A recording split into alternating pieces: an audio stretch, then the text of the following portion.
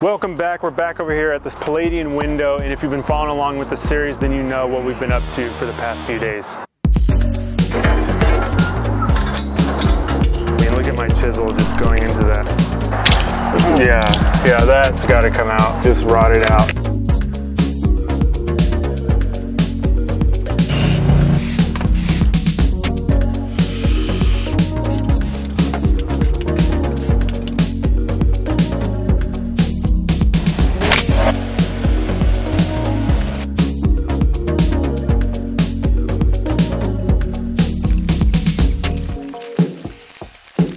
So now the next thing I want to focus on, I mentioned this in the last video, is I want to kind of nerd out on some classical architecture, stuff that I've been learning recently. So I want to get into that, but what I mainly want to focus on here is the next step in this restoration, and that is this piece right here that is known as the entablature. So let's get into it. All right, so here are the basic components that we're going to get started with for making an entablature.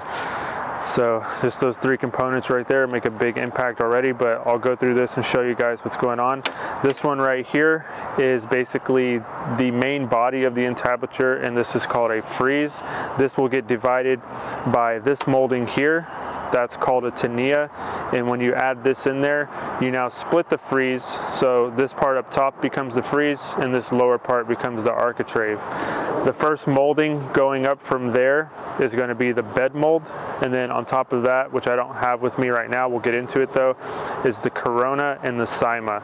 So let's get this thing built. I'll get these moldings wrapped around this, and I'll show you guys how it goes from there. Just got back from the miter saw, cut my parts and pieces here, and this is what we're looking like right now. So I'm going to go ahead and glue my right section over here. It'd be left from your point of view, but I'm going to get this side glued up. I'm not going to get these returns on your right side glued up because those go against the brick on this particular entablature, and it may be a little bit longer than just wrapping around this 1-inch board. So I've got these already cut for the opposite side. You'll see what I'm talking about here in a second. But yeah, I'm going to glue up my returns right here and show you guys how this thing assembles. And if you caught the last video where I was gluing stuff up with this bottle, I fixed it. This is a Titebond 1 bottle, but we do have Titebond 3 in here, and you can see by the color of the glue that this is Titebond 3. You never want to use this original Titebond on exterior stuff. So yeah, I should have labeled it, but there you go, it's fixed now.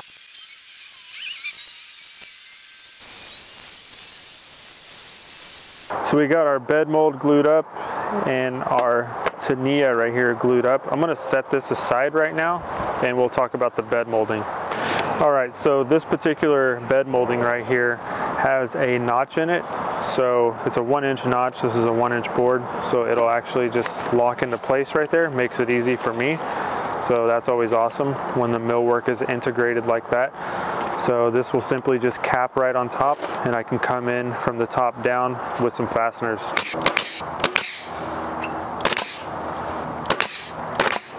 So at this point, we essentially have a board with a piece of molding nailed on as a cap. To define this a little bit better, I'm going to bring that tinea piece back in, and now we have an architrave and a frieze.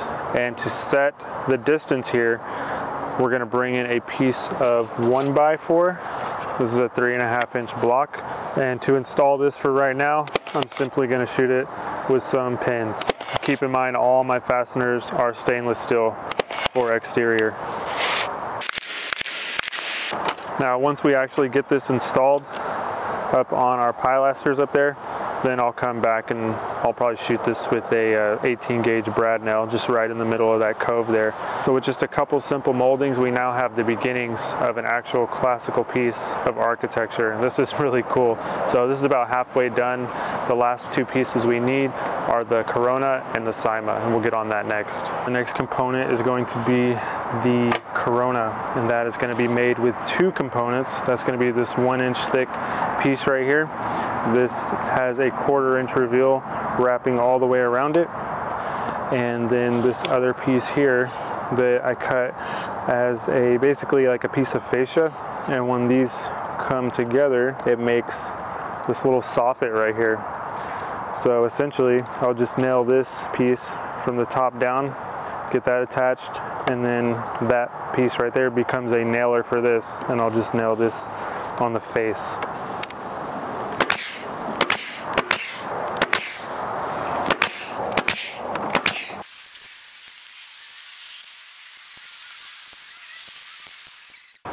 And I'll switch to some smaller nails for this.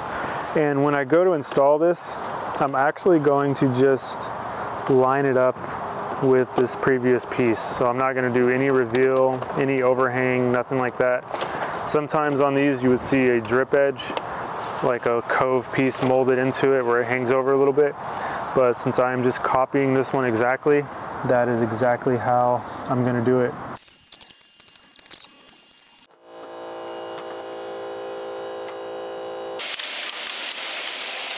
So the final piece to this entablature build is going to be this.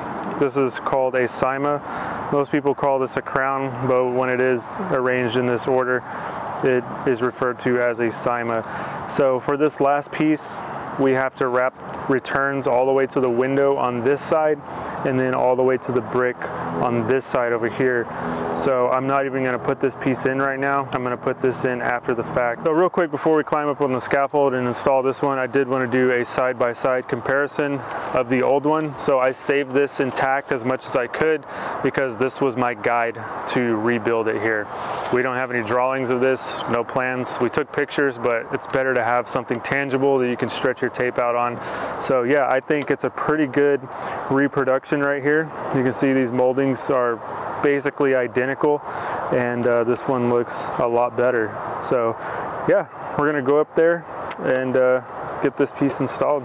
We made our way up here on the scaffold and we're ready to install the almost complete entablature that we just built. Now, before I install this, I want to kind of geek out a little bit more in this video, since that's kind of the spirit of this entire video. I want to go over these terms with you because I think it's fascinating, and I'm just now learning classicism and everything is starting to click. I'm driving through these neighborhoods and I'm like trying to like look at details, and I'm like, wait, keep your eyes on the road. All right, that's a volute right there. All right, what's that? Okay, that's another entablature. It's cool. It's like you're just learning something new. So I want to share that with you and just go over these terms. It's interesting. So here's what we got right here. We have this right here. This is called a pilaster. The reason it's called a pilaster is because it is square and it's engaged into the wall. It's not a column. I know a lot of people call square things columns. Columns are always round, and they usually have entasis. I don't have anything to show you that here, so I'm not going to get into it. But this is a pilaster. This is the shaft of it. This right here, this molding is called the astragal. This is the neck of the molding right here, and then this is the capital. Really, this whole thing can also be considered the capital, and this is one molding, but usually it's broken down into two, with this being called the abacus and this being called the echinus. So that's kind of the whole pilaster, and that shows like support for the entablature. So now that we have the entablature, or most of it, we could drop this on here, and the entablature edge, the line right here, the edge of it should always align with the neck of the pilaster or column or whatever it is that you're using. So I went over these terms with you guys already, but just real quick again, this is the Architrave, Tania, Frieze, bed mold, Corona, and then we'll wrap the cyma on here. And I actually am not sure if I am going to wrap the cyma yet, because on the original, there is a screen here. We took it off, but there's a screen, and the cyma actually wraps and holds the screen in. I don't think we're going to be able to put that on right now, because they're going to have to like address this whole paint issue, and then maybe we'll come in, put that on at the end. But yeah, nevertheless, it's essentially a crown that wraps around this. So really awesome detail. I mean, we've got a great day out here with good lighting. We get to see all these shadow lines of these moldings, but these are all proportional to one another. Everything in this composure here is based off the width of this pilaster. So I can keep nerding out and geeking out, but if you guys really want to nerd out and geek out to stuff, check out our Passion for Craft page. Like Brent goes on there, he does the curated library. It's pretty amazing. There's a reason we like this kind of stuff. Human beings are drawn to it. That's why like people find other people attractive. It's crazy. Golden ratio stuff. I think Brent said it best when Leonardo da Vinci figured this out. He just started freaking out because it's like the key to beauty. You wonder why these moldings look beautiful. You wonder why houses just feel right and look good. It's because it's proportioned off perfect scale of the human body.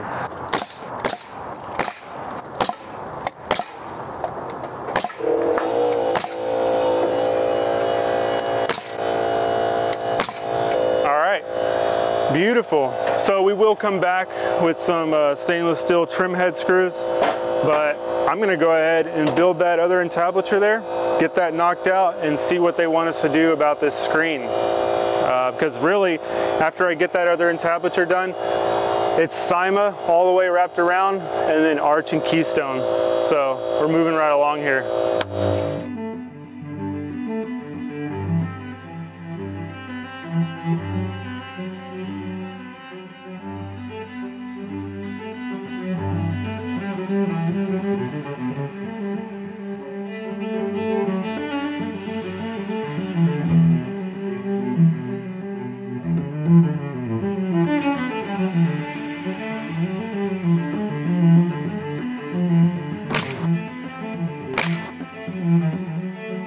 This is pretty sweet. We're doing architectural millwork, something I've dreamed of doing ever since my old days running 4 1/4 inch Colonial MDF crown and 218 5 1/4 inch MDF base.